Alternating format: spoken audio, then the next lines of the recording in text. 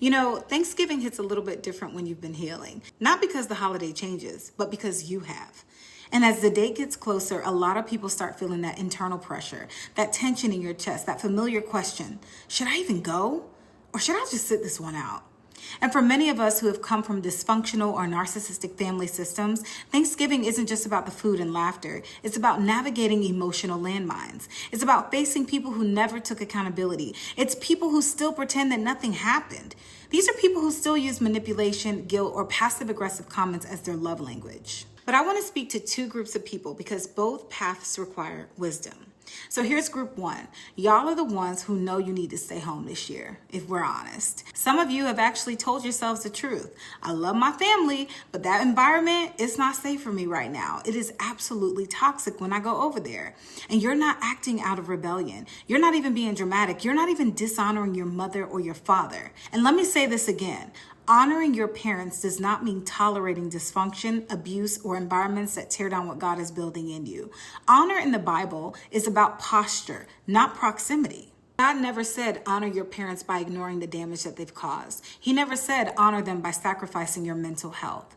See, some of you feel guilty, and that guilt is coming from tradition, not God. This is where Romans chapter 12, verse 2 speaks very loud. Do not be conformed to the patterns of this world, but be transformed by the renewing of your mind.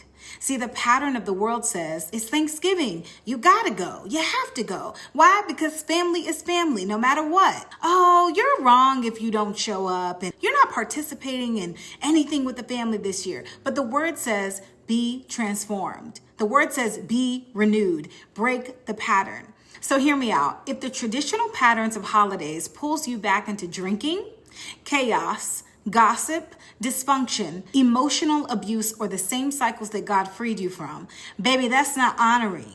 That's conforming. And God isn't calling you back to bondage. So if you feel a little uneasy, or if you feel that nudge in your spirit, you're allowed to stay home.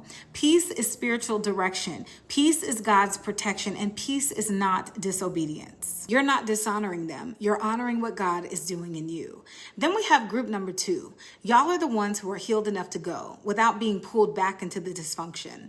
You're healing. Y'all are grounded, and you guys have grown so much. You're not the version they used to be able to manipulate. You actually feel led to go this year, not to conform, but to show up a little bit different. And if that's you, you're not going as the old you. You're going renewed. You're going with boundaries. You're going with clarity about who you are and who you're not.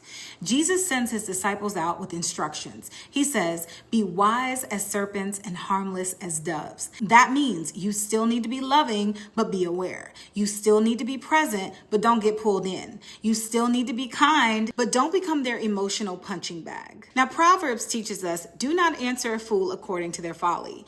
You don't have to entertain passive-aggressive comments. You don't have to defend your life choices. You don't owe explanations for your healing. And one thing about narcissistic behavior is that it's fueled by reaction. But when God has renewed your mind, you don't respond the same way. Isaiah teaches us that God keeps us in perfect peace when our mind is stayed on him. This means you can sit at that table without losing yourself. You can love your family without repeating old roles. You can be present without absorbing their dysfunction. And listen, even Jesus walked away from environments that didn't receive him. He set boundaries with his own family. He shook the dust off his feet when necessary.